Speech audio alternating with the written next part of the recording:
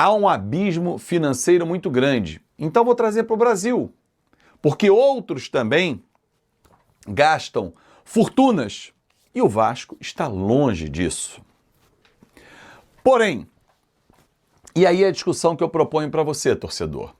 O futebol está caro, montar um bom time é caro, montar um grande time é muito caro, mas é muito mais caro escolher uma peça errada e pagar alto por ela. Por quê? Se a gente observar o movimento feito no futebol mundial e no brasileiro também, é público e notório que o Vasco está degraus abaixo dos seus concorrentes. Porém, saber escolher vira uma arte. E nos últimos, 18 meses, as últimas 3 janelas, o nosso scout falhou mais do que entregou. O Vasco hoje prioriza, dentro da sua realidade financeira, jogadores livres no mercado. O que não significa que são jogadores mais baratos. Quer um exemplo? Thiago Mendes está chegando ao Vasco da Gama, com um salário na casa de 650 mil reais. Não é R$1 milhão. R$1 milhão só se ele alcançar metas. Com quem falei ontem, chegou até a fazer uma comparação ao contrato que o Vasco tem com a atual casa de apostas, a Betfair. Se bater as metas, todas elas, o Vasco pode alcançar 70 milhões numa temporada. Bater todas as metas significa campeão brasileiro, Libertadores e Mundial. É possível bater essa meta? Na realidade do Vasco hoje, não. É uma comparação feita a bater todas as metas e o Thiago Mendes chegar em R$1 milhão. Mas eu vou parar nos 650 mil, no valor. Um jogador de 33 anos, que se destacou no São Paulo, no Lille e no Lyon, mas vem de 2 temporadas no Catar, onde o nível de exigência é muito mais baixo. Ele teve uma lesão no fim do ano passado, uma lesão muscular, que levou 4 meses para recuperar. Não chegou a jogar 40 jogos nesse período todo de 2 anos e nessa temporada não bateu 15 partidas. 15 partidas é quase que era o Campeonato Carioca. Mas vamos lá. Thiago Mendes tem tudo para fazer sucesso no Vasco? Tem. É muito bom jogador? É. Agora eu quero saber essa readaptação dele ao futebol brasileiro. 2 anos num nível de exigência muito baixo, que é o futebol do Catar. Chegou, se adaptou, ganhou a camisa titular, jogou ali ele, Tietê, o Gumoro e ele, enfim. Resolveu a parte de proteção da zaga. Aí você tem no banco o Jair, que custa R$900 mil ao Vasco, contrato que não foi feito por essa gestão, mas pela gestão anterior da SAF. Você tem um Paulinho, que tem um salário alto, Paulinho, estão sob contrato. A minha pergunta é a seguinte: se o Vasco abrir mão do Dimitri Payet, né, acabou o contrato, não ia renovar, era 1 milhão e 100, 1 milhão e 200 por mês, ele aloca quase metade ou mais da metade desses recursos para um volante. Aí vamos voltar naquela explicação, naquela frase inicial do vídeo. Futebol está muito caro. Mas entendo que às vezes fica caro demais algumas escolhas. Ah, mas se não oferecer 650 mil, Thiago Mendes não fecharia com o Vasco. Se não oferecer 5 milhões ao Neymar, ele não fecha com o Vasco. Então vamos buscar o Richarlison por 5 milhões, por 4 milhões de reais. É duro o que eu vou dizer para você, torcedor vascaíno, mas é a nossa realidade. Nós estamos distantes das prateleiras de cima. Não vou nem botar os 4 que foram ao Mundial de Clubes e hoje jogam o Fluminense. Mas vou botar no investimento que nós podemos fazer. E aí essa gestão tem o mérito de não meter os pés pelas mãos, não ser assodada ou se sentir afrontada quando o torcedor pede que faça qualquer tipo de negócio. Contrata, tem que gastar, depois vê como é que paga. Estilo Depay no Corinthians? Não. Mas algumas escolhas já foram bem erradas. E nós pagamos por elas ainda. Jean Davi está aí, Lloyd Augusto está aí, o Maxime ainda pertence ao Vasco, o Garré está no Vasco, o Lucas Oliveira. Ah, mas o Lucas Oliveira veio sem comprar, todos os outros o Vasco comprou. Tá. Mas, será que o Luiz Gustavo na base ganha 200 mil reais de salário? É um somatório. É um somatório. Ontem, na live de membros, o debate era esse. Para trazer um jogador, e o Admar Lopes já falou isso, hein, na apresentação dele. Não sei se ele vai ter força para isso. Mas para trazer um jogador que você tem dentro da sua estrutura, igual, só porque ele joga na Argentina, joga na Colômbia, joga no Paraguai, joga na França ou em Portugal, desculpa. Não faz sentido. Porque esse jogador vai ser mais caro porque você vai apostar. Ele terá uma adaptação ao futebol brasileiro, ao idioma, ao clima, à comida, a um monte de coisa. Contra a contratação do Thiago Mendes? Claro que não. Eu sou contra pagar altos salários para jogadores que não vão, como é que eu posso chamar? Que não vão resolver o nosso problema. O Coutinho receber muito, tem que receber. O Verratti receber muito, tem que receber. O Léo Jardim, sim, são peças fundamentais. A engrenagem não pode todo mundo receber muito. No atual cenário. Se o Vasco fosse aquele Vasco, aqui ó, que teve dinheiro pra cacete na época do Bank of America, que os dirigentes fizeram um monte de lambança, legal. Esse time aqui, timaço, Romário, Euler, Juninho Paulista, fantástico. Mas hoje a gente não consegue. Então, é escolher 3, 4 peças, elencar, eles são a espinha dorsal do time, os que vão ganhar mais e os outros vão chegar como operários. É muito luxo ter o Jair na reserva ganhando 900 mil reais. É muito luxo ter um João Vitor na zaga que tem o mesmo salário. Peguem os grandes salários do futebol brasileiro e comparem os jogadores. De novo, o futebol está muito caro. O futebol está milionário cada vez mais. Só que o Vasco ainda não está nesse nível.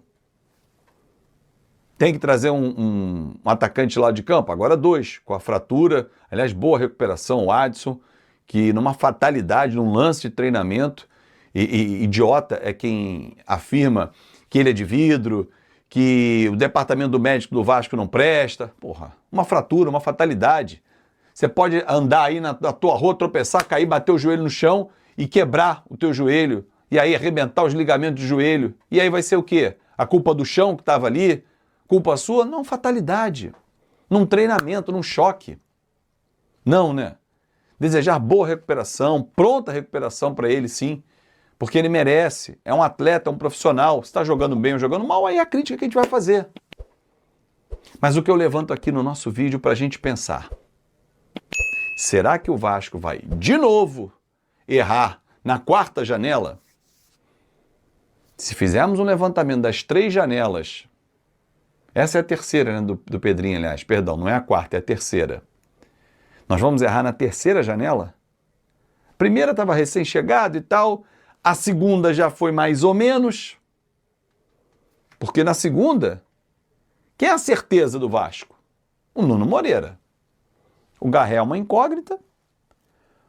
Os Lucas, o Freitas e o Oliveira já foram para o banco para o Luiz Gustavo.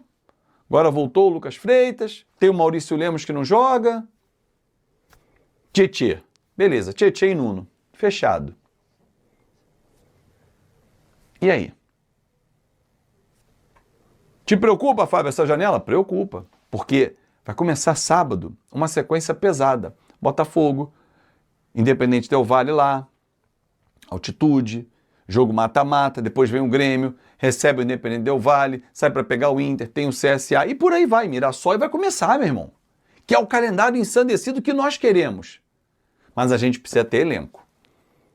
E me preocupa o Vasco chegar hoje, dia 8 de julho, bem diferente do que prometeu o Carlos Amodeu, com apenas nenhum reforço. Porque ele disse que quando a janela abrir, Os reforços têm que estar treinando para começar a jogar. E aí, Amodeu? Dia 12 contra o Botafogo, o Thiago Mendes vai poder jogar? Pô, legal, bacana. Quem mais?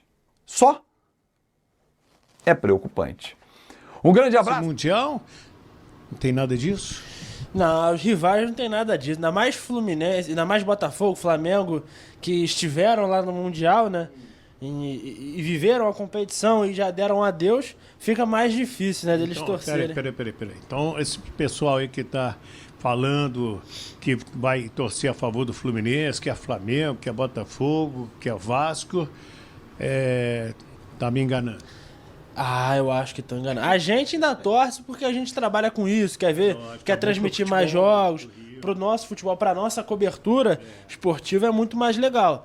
Mas os torcedores mesmo, vou te falar, tem muita gente que tá torcendo pro Chelsea amanhã. Até flamenguista. Ganhamos de vocês, agora vocês devolvam aí esse favor. Mas você estava produzindo o programa do Heraldo, né? Que vai na Super Rádio Tupi de domingo, de 12h às 3h, programa de debate. E o cara entrou falando que ele vai ser... Como que é? Rubronense. Rubronense.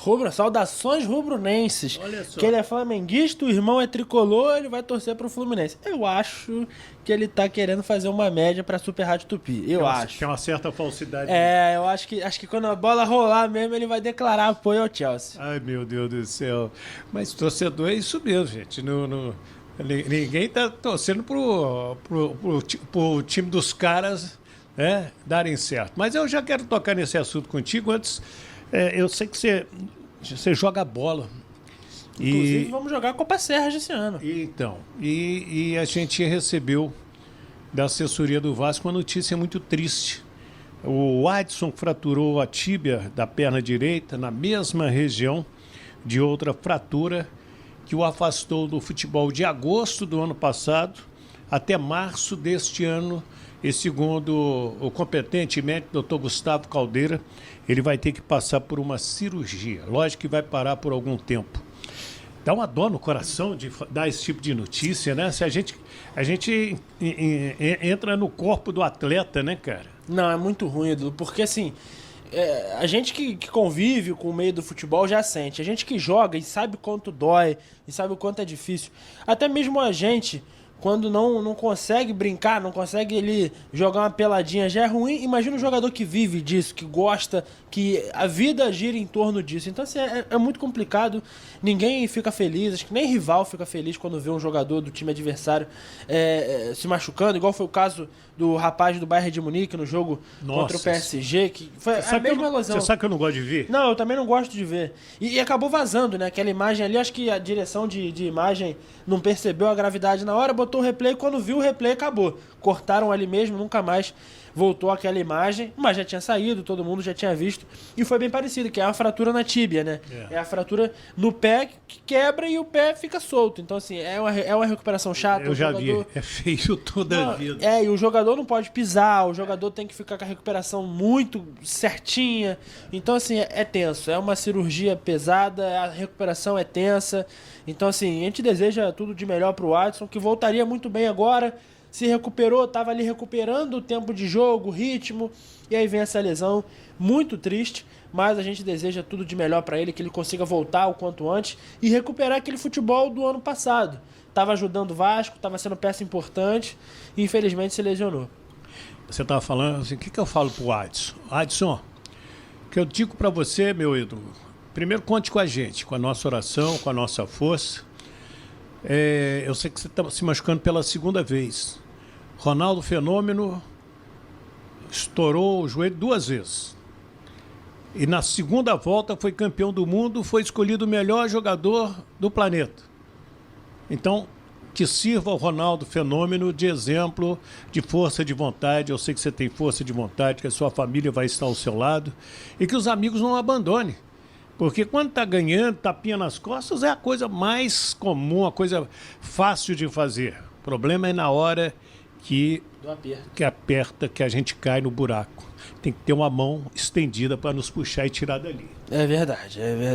Coberto de razão. E que o Vasco também dê todo esse suporte ao Com Adson, certeza, com certeza. para que ele consiga recuperar da melhor forma. O Diniz também faz um trabalho muito especial nesse sentido, né, na parte psicológica do jogador, de recuperar o jogador. Então, que o Adson esteja em boas mãos para voltar o quanto antes. É isso aí. Meu ídolo, o campeonato retoma nesse final de semana, tem Botafogo e Vasco. Inclusive o noticiário do Botafogo interessa aos vascaínos, porque o Vasco vai ser o seu adversário lá em Brasília, sábado 18h30. E o novo técnico do Botafogo é um garoto de 35 anos, vou chamar de garoto, porque trabalha com o pai desde 2012. E a pronúncia do nome dele, quem me ajudou foi o meu querido Rodrigo Caetano. Eu mandei uma mensagem de áudio para o Rodrigo. Falei, Rodrigo, como que se pronuncia o nome do novo técnico do Botafogo, do filho do Ancelotti? Ele, Wellington, é David Ancelotti. Né? Então, é italiano. E ele falou assim, o pai dele chama de David. Então, não é David, não é David, é David, você bota um acento no ar, né? O nome dele se escreve D-A-V-I-D-E. Ancelotti tem 35 anos. Eu acho que é uma boa, sabia? É uma boa aposta para o Botafogo, um treinador dessa nova geração. Felipe Luiz aí provando que idade não é indicativo de qualidade. Ele é tão novo quanto e já faz um ótimo trabalho. Se eu não me engano, foi ontem, entre Nacional e Peñarol. Acho que foi ontem, sim, se eu não me engano. E com isso, essa foto do Puma Rodrigues com a camisa do Peñarol também foi ontem. Então pode ser que tenha alguma ligação, né? No clássico, nesse torneio, valia título.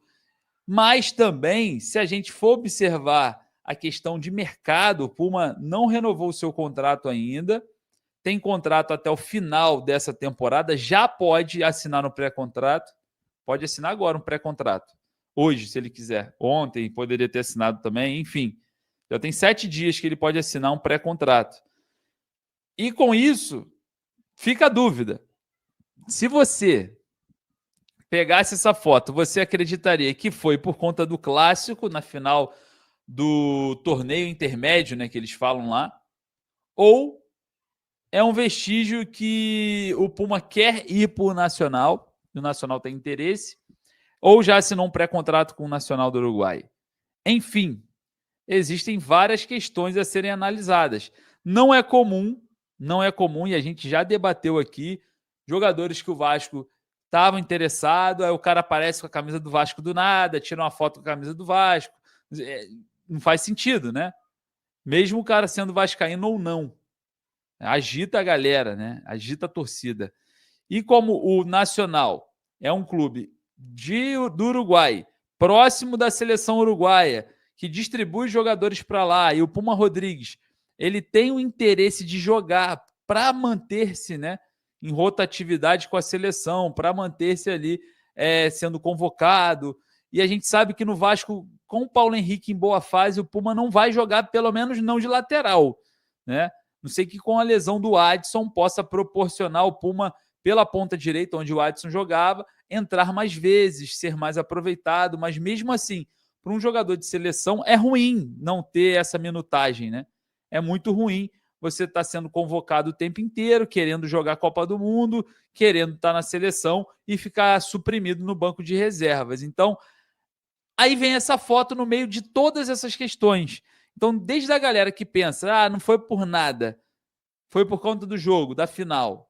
E a galera que pensa, opa, tem alguma coisa aí, cara, é algo que não pode deixar de considerar, é algo que aconteceu e a gente precisa comentar em cima disso, porque em um momento de janela de transferência, daqui a 3 dias, a gente tem a janela de transferências abrindo essa semana. Cara, e aí, Puma? Essa camisa do Nacional, o clube que quer você nessa janela, você não está feliz porque não está jogando. E no meio também, né, de uma final de intermédio, o Campeonato Uruguai intermédio lá contra o Peñarol. O que aconteceu? O que está acontecendo? E o Puma é uma figura muito séria, tá? A informação que eu tenho é que é um cara muito sério, reto, não é de brincadeira, não é de mimimi, não é de blá blá blá. Mas e aí? O que você acha, Edu? Eu fico na dúvida se foi alguma coisa comum, mas eu não acho comum você estar vigente, um contrato vigente com o clube, e o clube que está interessado em você vestir a família toda ali, enfim. Eu fico com algum receio, ou que seja um pouquinho de cada coisa, da final e também das questões contratuais, enfim. Quero saber o que você acha. Quer que o Edu fale no português brasileiro? Tá com cara de cavada, Lineker. É isso que fica no coração. Eu vou te falar. Eu acho que o Puma apenas estava curtindo um clássico com seus filhos e tal, porque é um amor genuíno. Ele é torcedor do Nacional do Uruguai, foi campeão nacional com o Nacional. Fica bonito, campeão nacional com o Nacional, né? Igual o Vitória do Vitória, né? E é um jogador que tem muito carinho pelo clube dele, tá lá fazendo a sua parte, apoiando com as crianças. O Puma é um cara muito sério, como você falou. A gente já conviveu com o Puma algumas vezes também, em viagens, zona mista e etc. O Puma é um cara sempre muito solícito com a criançada adora o Pumita. O Puma é um cara muito carismático, né, Lineker, também. Mas a questão do Puma sim, isso é informação. A gente já conversou com algumas pessoas que passaram, que todo mundo sabe. O Puma quer jogar, Lineker. Simplesmente tá no Vasco, ele olha pro Vasco hoje, Lineker. Vamos falar a verdade. Como que vai entrar no lugar do Paulo Henrique hoje? Tá bem demais, cara. Paulo Henrique hoje é um dos melhores jogadores do elenco do Vasco. Tá jogando muito. Não vai sair do time. Então o Puma tá pensando na carreira. Tá pensando no futuro. Agora, se eu, Edu, acho que o melhor pro Puma seria voltar pro Uruguai, eu acho que não. Eu acho que quando você sai do futebol uruguaio e vem pro futebol brasileiro, você deu um passo à frente. Concorda comigo? Você vai dar um passo atrás às vésperas de uma Copa do Mundo para seguir sendo convocado? Ah, mas na última Copa ele foi convocado jogando lá. Quem garante que vai acontecer de novo? Se eu sou o Pumita, eu ou ficava no Vasco e brigava pelo meu espaço, ou tentava fazer uma troca no futebol brasileiro. Ir para outro clube no Brasil. E aí o Vasco negocia. Tem contrato com o jogador. Pode envolver o Puma numa troca. Quem sabe? Seria interessante. O Puma é bom jogador, Lineker. O Puma não joga porque o Paulo Henrique está muito bem. O Puma não é um desastre de jogador, não. O Puma é bom de bola. Bate muito bem na bola. Eu acho que o Puma é bom jogador mesmo. Mas sei também que ele não vai ter espaço aqui tão cedo. A não ser que Deus me livre e guarde, que não aconteça, pelo amor de Deus, o Paulo Henrique se lesione, ou chegue uma proposta sinistra pelo Paulo Henrique e o Vasco venda, porque o Paulo Henrique tem contrato com o Vasco e contrato longo, foi comprado, é jogador do Vasco. Tirando isso, agora, o Ricardo Adul está falando aqui, 6 meses de contrato, vai sair no 0800. Não. Só sai no 0800 se sair em dezembro. Se sair agora, não sai no 0800. Porque o Vasco já tem direito sobre o jogador, o Vasco vai chegar e falar, beleza. Ah, mas o Puma pode assinar um pré-contrato. Show, assina o pré-contrato e continua jogando até o final do ano. Vasco deve anunciar a contratação de Cetré muito em breve. Negócio está na reta final. O Vasco da Gama está muito próximo de anunciar oficialmente a contratação do atacante colombiano Edwin Cetré, de 26 anos, que defende atualmente o Estudiantes, da Argentina. As conversas entre as partes evoluíram nos últimos dias e já estão em fase final de acerto contratual. O jogador deve desembarcar no Rio de Janeiro nos próximos dias para realizar exames médicos e assinar com o clube. Cetré chega ao Vasco com o aval da comissão técnica e da diretoria de futebol, que enxerga no atleta um reforço importante para o segundo semestre, especialmente pelo seu perfil de velocidade, intensidade e agressividade ofensiva, características consideradas fundamentais para o estilo de jogo que a equipe pretende implementar. O colombiano, que já passou por clubes como Júnior Barranquilla e Santos Laguna, também soma experiência internacional e atua preferencialmente como ponta-direita, embora possa ser utilizado em outras funções do ataque. Em 2024, vinha sendo destaque no futebol argentino, despertando o interesse de outros clubes da América do Sul, mas foi o projeto do Vasco que mais agradou o jogador. Segundo fontes ligadas ao clube, o contrato será de longa duração e prevê metas esportivas. A expectativa interna é de que o anúncio oficial seja feito ainda nesta semana, caso todos os trâmites legais sejam concluídos sem imprevistos. A torcida cruz-maltina aguarda com expectativa o anúncio, que pode marcar o início de uma nova fase ofensiva para a equipe. Novo reforço do Vasco, Thiago Mendes desembarca hoje no Rio de Janeiro. Mais um reforço de peso para a sequência da temporada. O volante Thiago Mendes, de 32 anos, desembarca nesta segunda-feira, 8, no Rio de Janeiro para finalizar os trâmites de sua contratação junto ao clube cruzmaltino. Com passagem marcante pelo São Paulo, Lille, França, e Lyon, França, além do Al Rayyan, do Catar, Thiago chega ao Vasco com status de titular e liderança no meio-campo. O jogador já havia aceitado a proposta vascaína nos últimos dias e agora chega ao Brasil para realizar exames médicos e assinar contrato. A contratação é tratada internamente como estratégica, dada a carência por jogadores experientes e com qualidade na faixa central do campo. Thiago Mendes é visto como uma peça-chave para dar equilíbrio ao setor e aumentar a competitividade do elenco no Campeonato Brasileiro.